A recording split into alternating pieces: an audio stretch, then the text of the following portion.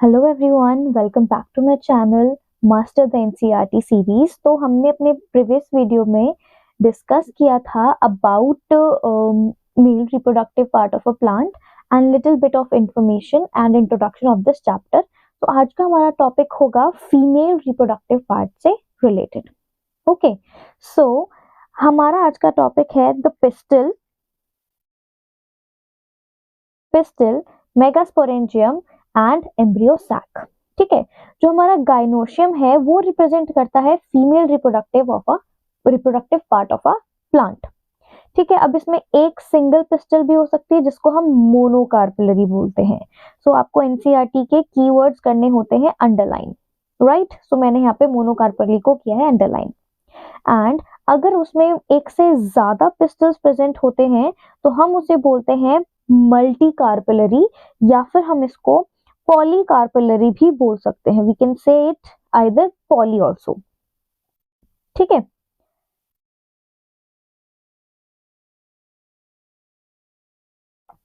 इसके साथ साथ अगर हमारे पास मल्टी कार्पिलर प्रेजेंट है, अगर वो फ्यूज है, एक दूसरे से जुड़ी हुई हैं, तो हम उसको सिंकार्पस बोलते हैं। और अगर वो फ्री हैं तो हम उसको एपोकार्पस बोलते हैं। ठीक है, here you see the diagram। इसमें से 2 मार्क्स का क्वेश्चन फ्रेम होता है यहाँ से कि how would you differentiate between syncarpous and apocarpous.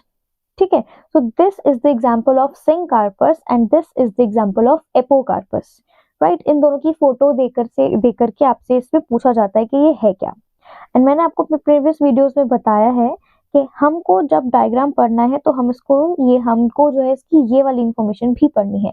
जो मल्टी कार्पलरी सिंकार्पस का एग्जांपल है पापावेर, ठीक है, एंड आपके एपोकार्पस का एग्जांपल है माइशेलिया, यानी कि this one is Michelia and this one is Papaver, right.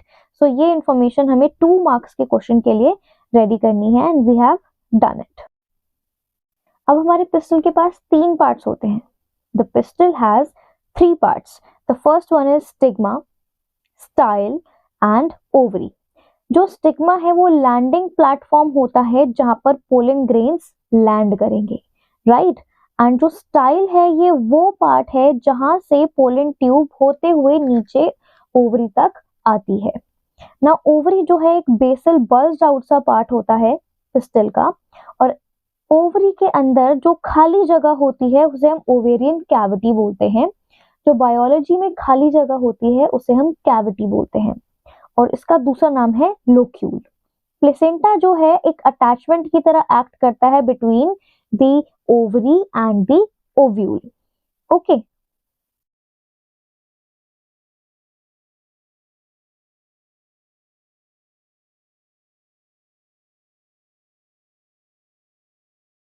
Now arising from the placenta हमारा मेगास्पोरेंजिया जो है अटैच्ड होता है, जिसको हम ओव्यूल भी बोलते हैं। अब एक ओवरी में एक ओव्यूल भी हो सकता है जस्ट एज इन व्हीट, और किसी किसी ओवरी में मैनी भी हो सकते हैं, for example papaya, watermelon etcetera. जो हमारा ओव्यूल है, ओके, जो ओव्यूल है वो आपके प्लेसेंटा से अटैच्ड होता है वाया स्टॉक, जिसको हम फ्यूनिकल बोलते हैं।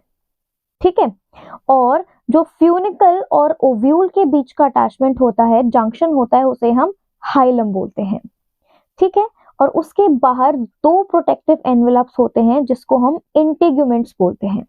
ओके, एंड वो प्लेस जहां पर इंटीग्यूमेंट एब्सेंट होते हैं उसको हम माइक्रोपाइल बोलते हैं। ओके, माइक्रोपाइल के जस्ट ऑपोजिट जो एंड होता है उसे हम चैलिजा बोलते हैं। सो यहाँ पे आपका 3 मार्क्स में फ्रेम होता है ये question, the diagram of anatropous ovule. This one is anatropous ovule. Anatropous का मतलब होता है इन्वर्टेड, उल्टा। सो this is the diagram of anatropous ovule.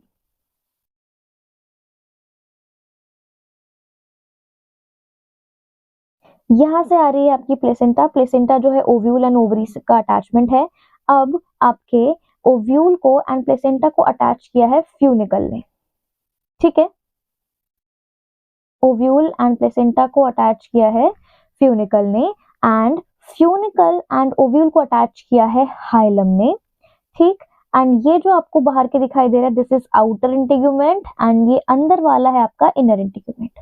This part जहाँ पे बहुत सारा फूड अबंडेंट प्रेजेंट है, इसको हम म्यूसिलस बोलते हैं। जहां पर आपके इंटीग्यूमेंट्स एब्सेंट हैं, उस रीजन को हम माइक्रोपाइल बोलते हैं। एंड माइक्रोपाइल के जस्ट ऑपोजिट प्रेजेंट होता है चैलिजल पोल। ठीक है, सो इसके लेवल्स कितने हैं? 1 2 3 4 5 6 7 8 9। तो यहाँ पे हम याद रखेंगे इसके पास 9 लेवल्स हैं और ये डायग्राम इजीली हमें याद हो जाएगा। ओके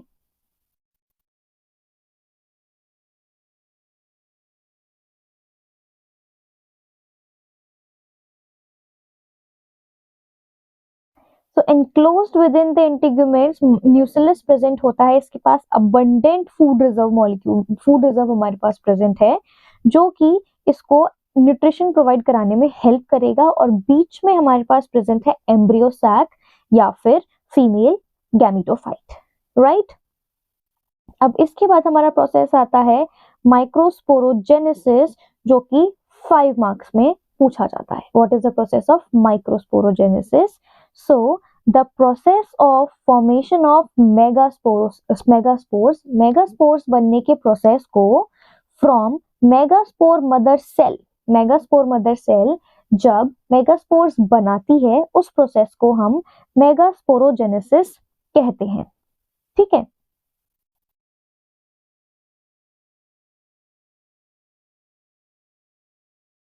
तो हमारे जो मेगास्पोर मदर सेल हैं, वो आपका मियोटिक डिवीजन करते हैं। They undergo meiotic division, the megaspore mother cell undergoes meiotic division, और ये मियोसिस करने के बाद 4 मेगास्पोर्स बनाती है।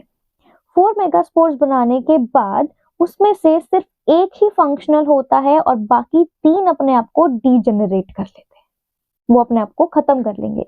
अब इसमें से जब एक मेगास्पोर का डेवलपमेंट चलता है, तो इस डेवलपमेंट को हम लोग बोलते हैं मोनोस्पोरिक डेवलपमेंट, और जिसकी डेफिनेशन 2 मार्क्स में आपसे बोर्ड्स में पूछी जाती है।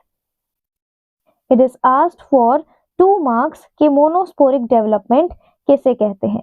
तो जब हमारे मेगास्पोर मदर सेल ने, let's suppose this is the megaspore mother cell that we have, इसने जो है मियोसिस करने के बाद 4 सेल बनाए हैं। मियोसिस करने के बाद 2 एंड मियोसिस 2 करने के बाद 4। Out of these 3 will degenerate itself, 3 अपने आप को डीजेनरेट करेंगे, और एक का जब डेवलपमेंट आगे बढ़ेगा उसको हम बोलते हैं मोनोस्पोरिक डेवलपमेंट, राइट। अब ये मोनोस्पोरिक डेवलपमेंट अपना कुछ इस तरीके से होता है कि यहाँ पे सिर्फ आपका एक सेल होता है और इस एक सेल में प्रेजेंट होता है एक nucleus. 1 cell has 1 nucleus.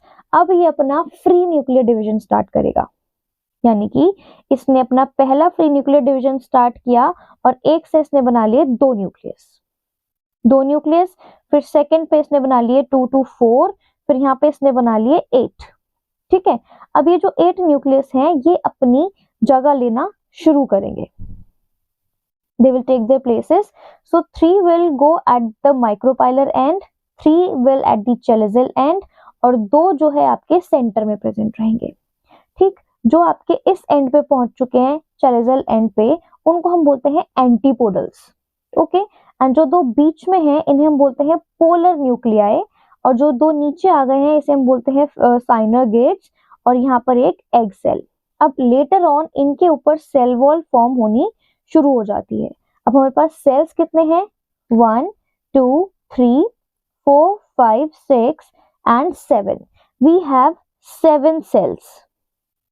And nucleus कितने हैं हमारे पास? Let's count, 1 2 3 4 5 6 7 8, 8 nucleus. So this is the question asked in MCQs के कितने न्यूक्लियस और कितने सेल्स होते हैं। तो हमारे पास यहाँ पर 8 न्यूक्लिएट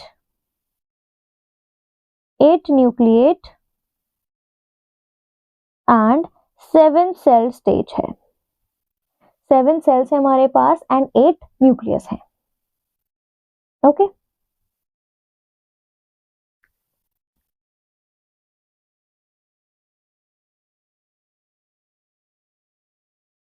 देखिए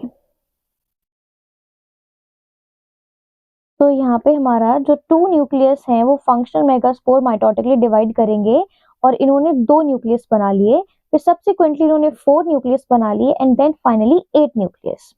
अब ये जो है फ्री न्यूक्लियर होने के बाद इनके ऊपर सेल वॉल फॉर्मेशन स्टार्ट हो जाता है। ओके एंड इसमें से आपके डिस्ट्रीब्यूशन के बाद जो आपके 6 सेल्स हैं उनके ऊपर सेल वॉल आ जाती है ऊपर नीचे, और एक सेल में बीच में सेल वॉल आ जाती है जिसको हम बोलते हैं central cell. Okay now the synergids का जो फंक्शन है दैट इज कि ये आपकी गाइड करते हैं the entry of pollen tube into the cell.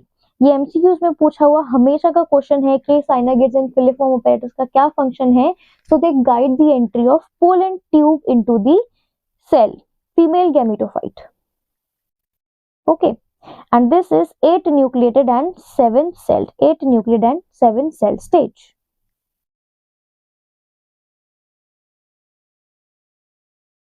So this is it for today. Thank you so much.